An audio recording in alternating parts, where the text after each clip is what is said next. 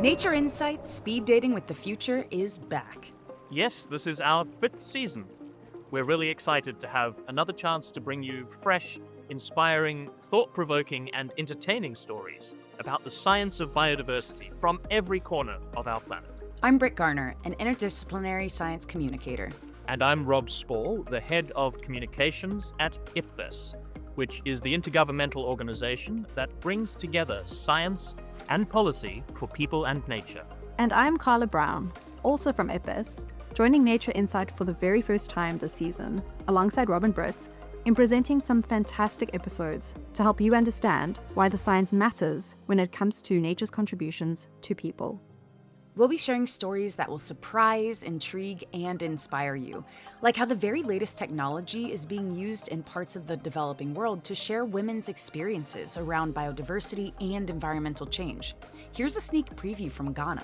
The team there thought, what about virtual reality? So could we film and document what was happening in these spaces and the songs and the process of making these songs, and then use a VR set in another community for them to access this knowledge in a much more richer experiential way. We'll also be hearing about how business depends on and impacts nature, and how even the most unlikely enterprises rely on nature for their success. What about hairdressers? Come on, you can't claim that hairdressers depend on biodiversity.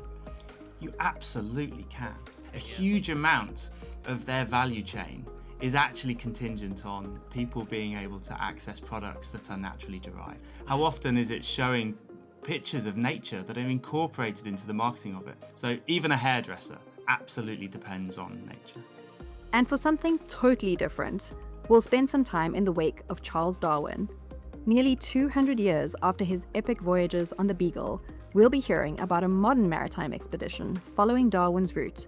The genius of Darwin is a mix between his ability to speak the science language and the time that he took on the boat. Stop after stop, I regained a faith in our collective ability to change things for the better.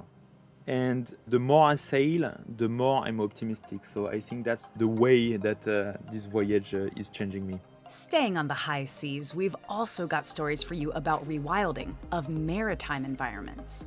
And moving back to land, we'll also be offering personal insights into the biodiversity of cities, and showing how indigenous Maori culture is helping to spread the word about conservation and the sustainable use of our natural environment. So join Rob, Britt, and me as we go speed dating with the future again. Subscribe and follow Nature Insight wherever you get your podcasts.